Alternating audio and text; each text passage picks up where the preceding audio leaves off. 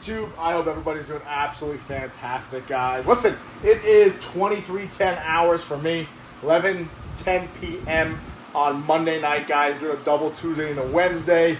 Got some snakes getting shipped out on Wednesday, so a lot of stuff to go on still during the week. But more importantly, guys, today's video, I got in here today to kind of run amok and just kind of take a look at what I got going on this season coming up in 2024 and kind of reflect on what clutches we lost out on or missed out on this season because the girls reabsorbing, and why we think that happened, and why it might not necessarily be a bad thing, okay?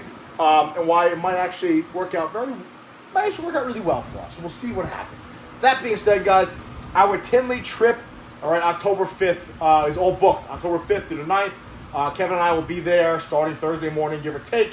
As you guys know, Anton roped me into a grappling match with Andrew. So you guys show up, watch me get beat up by Andrew.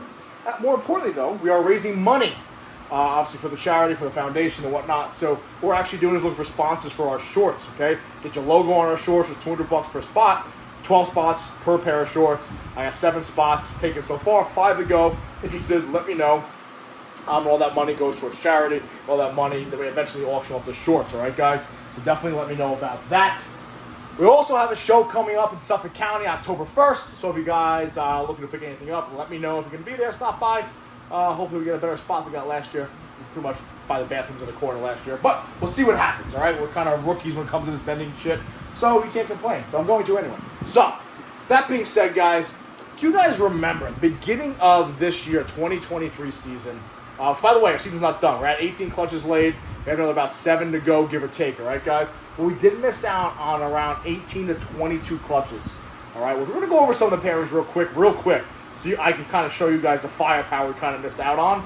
But essentially what happened is we were kind of gun-shy when it came to this male right here, right? Our Stranger Leopard Clown, we know the saga that was him. Now he eats nonstop. It's like 900 grams, 1,000 grams, and will lock with anything. But at the beginning of the season, we were a little hesitant to pair him a lot, all right?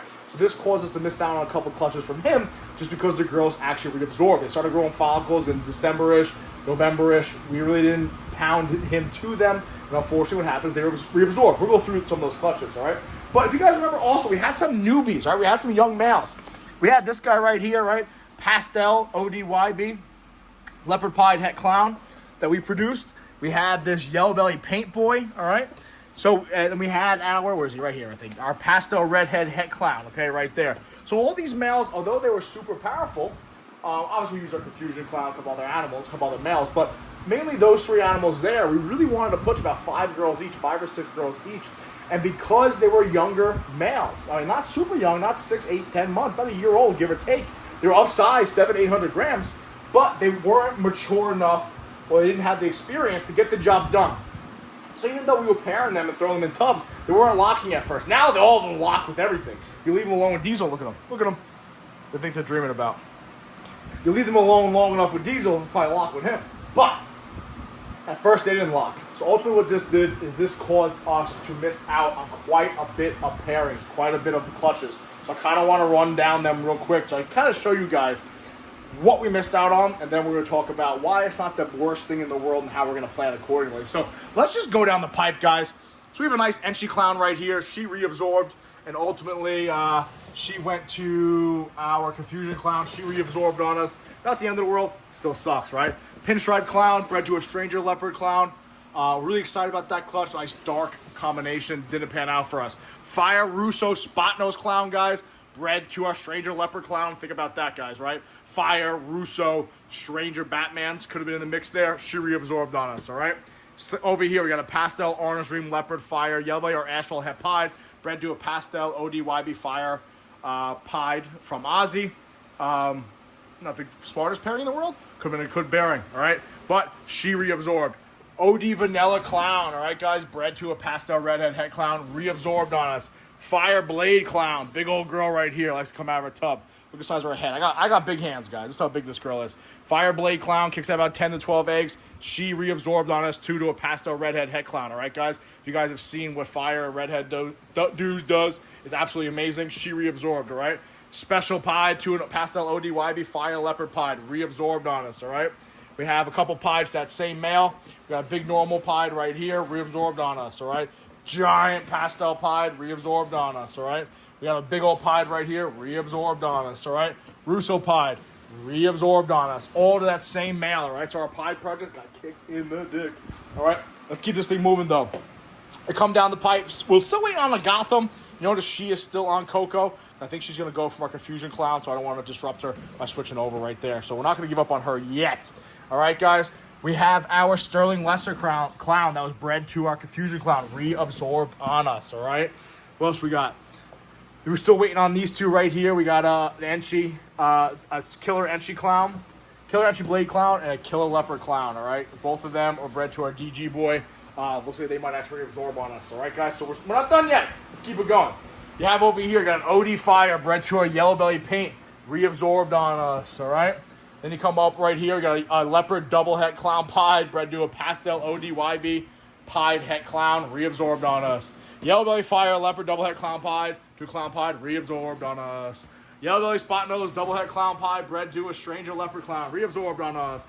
Normal Double Het Clown Pied, bred to a Clown Pied, reabsorbed on us. OD Lesser Het Puzzle, bred to a Banana Het Puzzle, reabsorbed on us.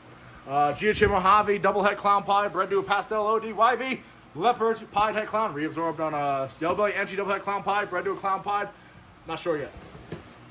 What else we got? Let's keep this thing moving. I'm out of breath. I think that's it over here. Then you swing over here, guys. Het Paint bred to a Yellow Belly Paint, reabsorbed on us. Yellow Belly Paint bred to Pastel ODYB, Pastel OD Fire Mojave Enchi, reabsorbed on us, all right?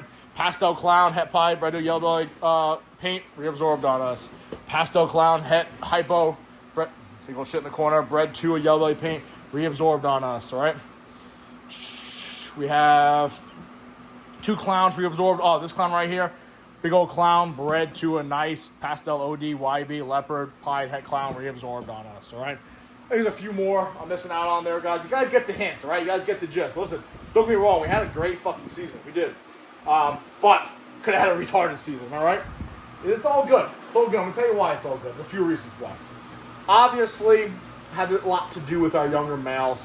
Girls do reabsorb. It's kind of the nature of the beast. I do ultrasound every 30 days to 40 days. I'm going to try to do about every 3 weeks now. Could have monitored it a little bit better, but unfortunately, the males aren't locking. The girls are reabsorb. It's kind of the nature of the beast. Girls reabsorb anyway, all right, guys? Don't be tricked. I'm going to tell you something.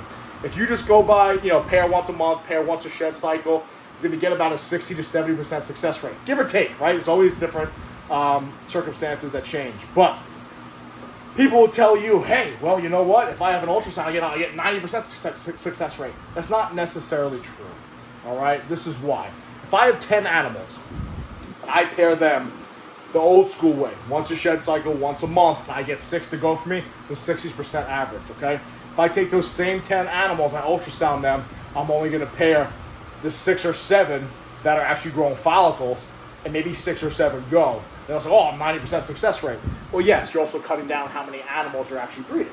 All right, so just be cognizant of that. Yes, ultrasound is definitely worth the money, definitely worth it to actually know what's going on with your animals. I had a few situations this season where I thought the girls weren't going to go, and they had fucking eggs in them, and conversely, I thought girls were going to go, and then you had shit. All right, guys, so just don't be jaded and don't be misguided by statistics and numbers, right? We know what politicians like to do to us. We know what other people like to do to us when it comes to statistics, okay? Just be cognizant of that. That being said, I will use ultrasound and try to monitor that as best I can. So why is it not a bad thing? Well, here's the deal, guys. Listen, I have quite a bit of hatchlings right now. Like, I have to list all of them down there and a couple of them right there. A lot of these are listed. I have 8 more babies right here about to shed out and more coming here. And then we have more coming for the rest of this season. So what's going to happen now is because a lot of our girls reabsorbed in November, December, January, maybe February-ish, that means they're going to start growing follicles again relatively soon. Now, when these girls that went first this season, our 25 girls, yes, some of them may be ready much earlier, right? Because about 4 or 5 months of laying eggs. But when those girls just start, when the other girls that reabsorbed last season start to grow follicles, the other girls will be put on size and get ready to grow their own follicles. But now I can focus on those 20 to 25 girls that didn't go for me last season or reabsorbed. I can start focusing in on them for an early 2024 season. And once I kind of get them under wraps, I'm well aware who's going to go for me, who's not going to go for me. Then I can start focusing on the girls that went for this season because they'll be up to bat at that point. Does that make sense? AKA, a lot of girls reabsorbed on us this season. Not the end of the world, especially with the market that's going on. It enables me now to kind of mitigate how much work I have to do. I don't get overwhelmed by hatchlings. I don't get overwhelmed by a rat build. And now what happens is I'll have hatchlings throughout the entire season, this season coming up. So I'll essentially have half my collection going at the beginning of the year, half going at the end of the year. So what's going to happen now is, like I said, a lot of the girls that are reabsorbed for us will start growing follicles soon.